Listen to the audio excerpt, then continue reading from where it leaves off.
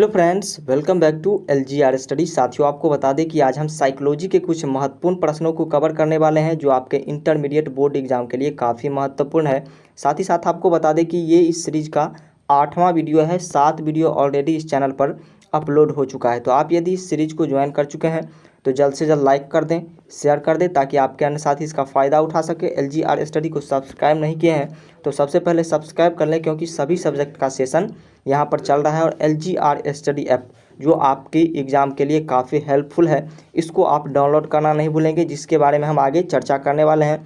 Telegram channel को join कर सकते हैं, जहाँ से आपको फ्री PDF और भी लेटेस्ट न्यूज़ मिलती रहेगी स्टडी से संबंधित। तो आइए ऐप के बारे में थोड़ी सी जानकारी हम आपको देते हैं। आप किसी भी फैकल्टी का तैयारी कर रहे हो, चाहे वो आर्ट्स हो, साइंस हो, कॉमर्स हो, सभी फैकल्टी के सभी सब्जेक्ट का इस ऐप पर आपको VVI ऑब्जेक्टिव क्वेश्चन का PDF, VVI सब्जेक्टिव क्वेश्चन का PDF, quick revision notes, model paper का PDF, क्लास नोट्स और तैयारी पूरी होने के बाद ऑनलाइन टेस्ट लिए जाएंगे। और ये सारी सुविधाएं आपको बिल्कुल फ्री में मिल रही है, इसलिए इस ऐप को आप डाउनलोड करना नहीं भूलेंगे। और अब आप जान ही गए होंगे कि कितना हेल्पफुल ये ऐप आपके लिए होने वाला है। तो इस ऐप को आप डाउनलोड करना नहीं भूलेंगे, जिसका लिंक हम डिस्क्रिप्शन में दे देंगे। और आप चाहें तो आसानी से प्ले स्टोर पर LGR स्टडी ऐप टाइप करके इस ऐप को डाउनलोड कर सकते हैं। तो आइए फर्स्ट क्वेश्चन की ओर बढ़ते हैं। ये क्वेश्चन है, निम्न में से कौन कारक पूर्व धारणा को कम नहीं करता? रूढ़िबद्ध कारक जो है ये पूर्व की धारणा को कम नहीं करता है, तो डी परफेक्ट आंसर होगा इसका। दूसरे नंबर क्वेश्चन की यदि बात करें, भूकंप एक संकट है। ये आसान सा क्वेश्चन है। भूकंप किस प्रकार का संकट है? प्राकृतिक संकट, राजनीतिक संकट, सामाजिक संकट या फिर धार्मिक संकट? तो आप लोग को भी पता होगा कि भूकंप जो है प्राकृतिक संकट है, इसलिए ए इज परफेक्ट आंसर। चलिए तीसरे नंबर क्वेश्चन की बात करते हैं, और ये क्वेश्चन है, समूह निर्माण की किस अवस्था में अंतर समूह द्वंद्व होता है? निर्माणावस्था में।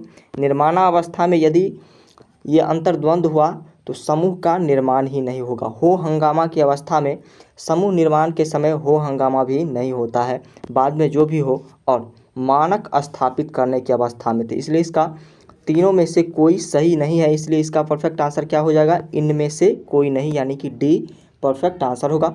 चौथे नंबर क्वेश्चन की बात करते हैं, निम्नलिखित में कौन समूह संरचना का तत्व नहीं है? भूमिका, मानक, पदवी, समूह लोच। आपको बता दें कि मानक जो है समूह संरचना का तत्व नहीं है, इससे इसका कोई तात्पर्य नहीं है, तो बी क्या होगा? इसका परफेक्ट आंसर होगा। चलिए पाँचवें नंबर क्वेश्चन की बात करते हैं, और पाँचवा नंबर क्वेश्चन है, कोलमैन के अनुसार सामाजिक प्रभाव का कौन एक प्रकार नहीं है? डॉक्टर जैन क्रिस्टोफर कोलमैन के अनुसार आज्ञा पालन ये क्या है? सामाजिक प्रभाव का प्रकार नहीं है, तो 20 का परफेक्ट आंसर होगा।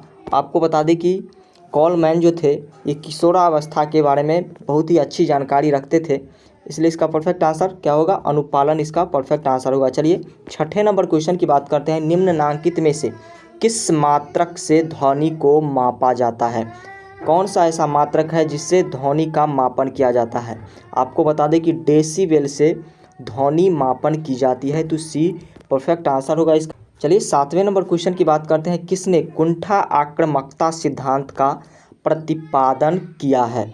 मिलर और डोलार्ड द्वारा कुंठा आक्रामकता सिद्धांत का प्रतिपादन किया गया है। और आपको बता दें कि कुंठा प्रवृत्ति के लोग जो होते हैं उनमें हिंसा की जन्मजात से ही भावना होती है, क्योंकि हिंसा की जन्मजात से ही भावना होते हैं, आक्रामकता उनमें अधिक कूट करके भरी होती है, तो इसका परफेक्ट आंसर क्या होगा? मिलर और डोलार्ड, यानी कि डी इसका परफेक्ट आंसर होगा। चलिए आठवें नंबर क्वेश्चन की बात करते हैं, गार्डनर के अनुसार निम्नलिखित में किसे बुद्धि की एक श्रेणी नहीं माना गया है? तार्किक गणितीय श्रेणी को गार्डनर के अनुसार बुद्धि के श्रेणी में नहीं रखा गया है, तो ए परफेक्ट आंसर होगा इसका। चलिए नौवें नंबर क्वेश्चन की ओर बढ़ते हैं। नौवां नंबर क्वेश्चन है, पास मेडल का विस्तारित रूप क्या है? योजना, अवधान भाव, प्रबोधन, सहकालिक और अनुक्रमिक। तो यही जो है पास मेडल का विस्तारित रूप है, तो ए इसका परफेक्ट आंसर हो जाएगा। चलिए 10वें नंबर क्वेश्चन की बात करते हैं, किसने संज्ञानात्मक मूल्यांकन प्रणाली विकसित किया? संज्ञानात्मक मूल्यांकन प्रणाली जो विकसित किया गया था JP दास और नागलेवरी के द्वारा किया गया था। 5 से 14 वर्ष के आयु वालों पर इसमें ध्यान दिया गया था और युगपत और क्रमिक संज्ञानात्मक प्रक्रियाओं का इसमें मूल्यांकन किया जाता है। इसलिए इसका परफेक्ट आंसर ए होगा, जेपी दास और नागल लेवड़ी। चलिए 11वें नंबर क्वेश्चन की बात करते हैं। किसने प्राथमिक मानसिक योग्यता सिद्धांत विकसित किया?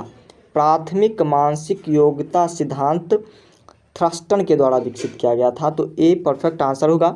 नेक्स्ट क्वेश्चन की बात करते हैं। उससे पहले आपको बताते चले कि जिस भी क्वेश्चन का आंसर आपको पता हो तो हमारे साथ कमेंट सेक्शन में उसका आंसर करते चलिएगा, जिससे आपकी तैयारी का हम अंदाज़ा लगा सकेंगे। चलिए 12वें नंबर क्वेश्चन की बात करते हैं। फिलहाल निम्न में कौन व्यक्तित्व विशेषता है? तो डी इसका परफेक्ट आंसर होगा, संवेग। चलिए 13वें नंबर क्वेश्चन की बात करते हैं। आगमनात्मक तर्कना को किसने बुद्धि का एक कारक माना है? लुईस लियोन थ्रस्टन द्वारा आगमनात्मक तर्कना को बुद्धि का कारक माना गया है, तो इसलिए इसका परफेक्ट आंसर क्या होगा? इसका परफेक्ट आंसर होगा थ्रस्टन, यानी कि सी इसका परफेक्ट आंसर होगा। यूएसए के मनोवैज्ञानिक थे। चलिए 14वें नंबर क्वेश्चन की बात करते हैं। निम्नलिखित में किसे मनोविज्ञान में मूल्यांकन विधि के एक यंत्र के रूप में नहीं समझा जाता है? मूल्यांकन विधि के एक यंत्र के रूप में केस अध्ययन को नहीं समझा जाता है। और केस अध्ययन क्या होता है ये भी हम आपको बता देते हैं। इसमें लर्निंग प्रॉब्लम का अध्ययन किया जाता है, तो बी इसका परफेक्ट आंसर होगा। आइए नेक्स्ट क्वेश्चन की बात करते हैं। निम्न में कौन आत्मनियंत्रण की तकनीकी नहीं है? आत्मनियंत्रण की तकनीकी व्यवहार प्रक्षेपण नहीं है, तो सी परफेक्ट आंसर। चलिए 16वें नंबर क्वेश्चन की बात करते हैं। बुद्धि के विषय पर शोध कार्य करने वाले पहले मनोवैज्ञानिक थे? बुद्धि के विषय पर शोध कार्य करने वाले अल्फ्रेड सबसे प्रथम वैज्ञानिक थे, इसलिए इसका परफेक्ट आंसर क्या होगा? अल्फ्रेड बिने, यानी कि डी इसका परफेक्ट आंसर होगा। 17वें नंबर क्वेश्चन की यदि बात करें, in the mind of man के लेखक कौन है? In the mind of man के लेखक कौन है? Gardner Murphy in the mind of man book के लेखक हैं, जो अमेरिकन वैज्ञानिक थे, मनोवैज्ञानिक थे, तो सी इसका परफेक्ट आंसर होगा। 18वें नंबर क्वेश्चन की यदि बात करें, आमने सामने का संबंध आवश्यक है किससे? प्रश्नावली विधि से, साक्षात्कार विधि से, केस अध्ययन विधि से, या फिर रेटिंग विधि से? आपको बता दें कि साक्षात्कार विधि से आमने सामने का संबंध आवश्यक है, तो बी परफेक्ट आंसर होगा इसका। 19वें नंबर क्वेश्चन को देखते हैं। एक साक्षात्कार में पूर्व निर्धारित ... प्रश्न श्रृंखला का अनुगमन किया जाता है। आपको बता दें कि एक साक्षात्कार में एक पूर्व निर्धारित असंरचित प्रश्न श्रृंखला का अनुगमन किया जाता है, तो ए परफेक्ट आंसर होगा इसका। 20वें नंबर क्वेश्चन की बात करते हैं। निम्नलिखित में कौन शेल्डन के व्यक्तित्व प्रकार के अंतर्गत नहीं समझा जाता है, तो इसका परफेक्ट आंसर जो होगा वो होगा अंतर्मुखी। अंतर्मुखी प्रवृत्ति के व्यक्ति जो होते हैं वो कम बोलते हैं, खुद पर ज़्यादा विश्वास करते हैं और आत्मविश्वास से लबरेज रहते हैं, तो ऐसे व्यक्ति को ही हम अंतर्मुखी व्यक्ति कहते हैं, तो ए परफेक्ट आंसर होगा इसका। चलिए 21वें नंबर क्वेश्चन की बात करते हैं। आक्रामकता का अध्ययन करने के लिए आप निम्नलिखित में किस विधि को सबसे उपयुक्त मानते हैं? तो प्राकृतिक निरीक्षण विधि को हम सबसे उपयुक्त मानेंगे, तो सी इसका परफेक्ट आंसर होगा। चलिए 22वें नंबर क्वेश्चन की बात करते हैं और ये क्वेश्चन है, ट्रिसोमी 21 का अन्य नाम क्या है? ट्रिसोमी 21 का अन्य नाम जो है वो डाउन संलक्षण है। डाउन संलक्षण हम किसे कहेंगे? विकास और बौद्धिक विकास में यदि देरी होने लगे तो उसे ही हम डाउन संलक्षण का प्रकार मानते हैं, तो ए इसका परफेक्ट आंसर होगा। 23वें नंबर क्वेश्चन की बात करते हैं। निम्नलिखित में कौन वास्तविकता का नियम से निर्देशित होता है?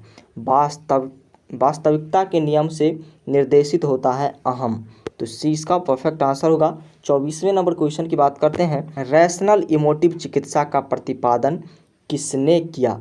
रैशनल इमोटिव चिकित्सा का प्रतिपादन अल्बर्ट एलिस द्वारा किया गया था, तो सी इज करेक्ट आंसर। चलिए लास्ट क्वेश्चन की बात करते हैं और ये क्वेश्चन है, बैंडवैगन प्रभाव किसका एक कारण है? बैंडवैगन प्रभाव बड़ा ही दिलचस्प क्वेश्चन है, ये किसका एक कारण है? समूह सोच का कारण है बैंडवैगन प्रभाव। और इसके अंतर्गत यदि आप किसी न्यू वर्जन का क्लॉथ आ गया मार्केट में एक व्यक्ति ने उनको पहन लिया तो आप भी कहेंगे कि हम भी इसी प्रकार का पहनेंगे। तो इसे ही हम बैंग बैडन प्रभाव कहते हैं और ये समूह सोच के अंतर्गत आता है। एक के बाद दूसरा इसका अनुकरण करने लगते हैं। तो डी इसका परफेक्ट आंसर होगा। तो आज के लिए इतना ही रखते हैं। और LGR स्टडी ऐप जो कि आपके बोर्ड एग्जाम के लिए काफ़ी महत्वपूर्ण है, काफ़ी सहायक है, इसके बारे में हम पहले ही चर्चा कर चुके हैं और एक बार पुनः हम चर्चा कर देते हैं। यदि आप शुरू में नहीं देखे हैं तो इस बार अवश्य इसके बारे में जानकारी ले लेंगे। इस ऐप में आपको किसी भी फैकल्टी का, चाहे वो आर्ट्स हो, साइंस हो या कॉमर्स, सभी फैकल्टी के सभी सब्जेक्ट का VVI ऑब्जेक्टिव क्वेश्चन का PDF, VVI सब्जेक्टिव क्वेश्चन का PDF, quick revision notes, model paper का PDF, क्लास नोट्स और ऑनलाइन टेस्ट, ये सारी सुविधाएं आपको बिल्कुल फ्री में मिल रही है। तैयारी पूरी होने के बाद ऑनलाइन टेस्ट लिए जाएंगे। इसमें आपको पता चल सकेगा कि आपका रैंक क्या है या फिर कितना अंक आप प्राप्त कर सके हैं। इसलिए इस ऐप को आप डाउनलोड करना नहीं भूलेंगे, जिसका लिंक हम डिस्क्रिप्शन में दे रहे हैं और आसानी से आप प्ले स्टोर पर भी इस ऐप को सर्च करके डाउनलोड कर सकते हैं। तो वीडियो यदि अच्छा लगा तो लाइक कर दें, शेयर कर दें ताकि अन्य साथी आपका फ़ायदा उठा सके। LGR स्टडी को सब्सक्राइब नहीं किए हैं तो सब्सक्राइब कर लीजिए। सभी सब्जेक्ट का सेशन यहाँ पर चल रहा है।